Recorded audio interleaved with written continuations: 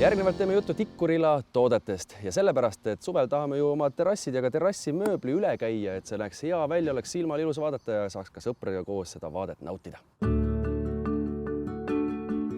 No kõigepealt, kui me vaatame seda terrassi, siis siin on mõnes kohast on õli natukene maha kulunud.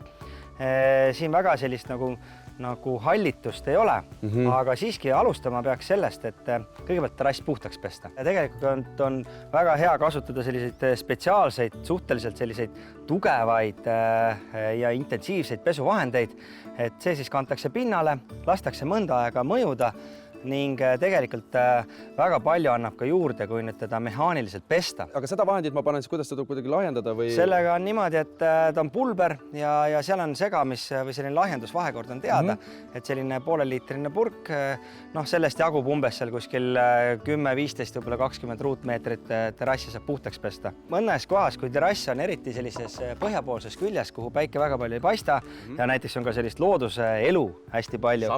Sammal, just. Et siis on see, et on ka olemas sellised spetsiaalsed sambla eemaldus või hallituse tõrjevahendid. Harjadega aitad kaasa ja pesed ära, loputad ära. Ja nüüd on see, et siis peaks terrass kuivama. Kas siis tõesti, et pesemisest piisab, ma lihvima ei pea? Otseselt lihvimist ei ole vaja, aga nagu näiteks selle terrassigi puhul on näha, et on kulunud ebaühtlaselt. Siis lihvimine annab tegelikult väga palju juurde, et saada seda pinda ühtlasemaks. Lihvimine ka teeb tegelikult seda pinda selliseks rohkem sametiseks. Ta võtab rohkem seda õli sisse. No ma olen nüüd eeltöö kõik ära teinud, olen pesnud, vajadusel ka lihvinud, siis liigun edasi nende suuremate potsikate juurde, jah? Jaa, et üldiselt terrasse õlitatakse.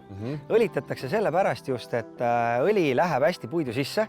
Ta jätab puidu naturaalse, tema selline hooldusõlitamine või üleõlitamine on hästi lihtne. Ja tegelikult neid töövahendeid on ka, et oluline on ka, et sa ei peaks seal väga palju vaeva nägema, et see töö oleks kiire. Muidugi. Sellega saab siis õli peale panna? Jaa, et on selline spetsiaalsed terrassi... Pintseldama lihtsalt? On võimalus pintseldada ka, on olemas ka spetsiaalsed terrassi pintslid. Aga ütleme nii, et kui on juba suuremad pinnad, näiteks selle terrassi puhul on juba väga mugav seda terrassi patja kasutada. Sellepärast, et esiteks ta võtab rohkem pinda, ta on nii palju lai, et ta võtab 2 lauda korraga. Ta võtab täpselt õige kogus õli sisse ja võt siis käia need pinnad niimoodi üle, et sa näed, et värske õli on mõnusalt pinna peal ja siis hoida seda õli seal värsket õli nii kaua pinna peal kui vähegi võimalik. Siis kui sa näed, et jääb juba loiku, siis see loik ja üleliigne õli kindlasti ära tõmmata. Ja mis on väga oluline tegelikult on see, et kui seda terrassilauda teha, siis teha laua kogu pikkuses. Et ei saa minna niimoodi, et risti lauda ja lähed nagu niimoodi risti lauaga, sest siis jääb selline kole rant. Jah, et ikkagi otsast lõpuni siis teha, et siis on tulemus ka ilus. Aga kindlasti tekitab paljudes kodudes tuliseid arutelusid teema, et mis värvi me selle terrassi teeme? No, toonidega on selline, et on alati selline kiire, mugav laisa inimese lahendus, nagu näiteks mina. Et mulle väga meeldib, et mul on üks toon ja ma lihtsalt võtan selle tooni, lähen koju, teen ära, järgmine aasta lähen ostan selle sama valmis tooni, ülimugav. Aga teisalt jällegi tõesti, kui on väga kindel toonisoov, siis on võimalus valida, ütleme antud juhul siin on selline 40 tooni, aga tegelikult see tooni valik, mille seest nagu valida või mille hulgast valida, on veel oluliselt laiem. Tegelikult vajavad ju meie tähelepanu ka aiamööbli igasugused toolid ja lauad. Õnneks on asi lihtne, et samad tooted, samad töövahendid käivad ka mööbli peale. See, mida ka terrassi hooldamisel kastab, saab ka siin täiesti. Ja täpselt nii. Sama asi, pintsliga peale, kõik ja siis jällegi lapiga maha. Aga kui mul ei ole pintslit käepärast?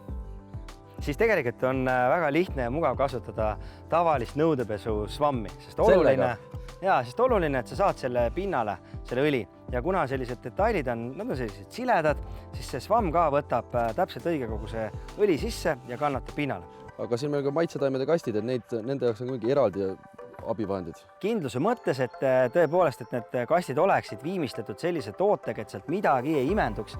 Siis on tehtud selline hästi puhas, toode, kus siis ei tule ühtegi sellist kahjulikku mürki, mis siis mõjutaks seda maitsetaime või siis miks mitte ka ilutaime. Ning kuna on tegemist ka selliste vahest väga selliste nikerdistega ja väga väikeste detailidega, siis on hea, kui sa saad ka valida sellise väikese purgi. Aga mul ikkagi tekib küsimusi, siis ma juba siit targa särgi pealt näen, et 12.011 on siis nii öösel kui päeval ja saab helistada. See värviliin on tasuta loomulikult kliendile ning helistada saab siis tööpäevadel 9 kella 6-ni. Ja kui on küsimusi, 12.011, mehel on särk seljas, uskuge teda.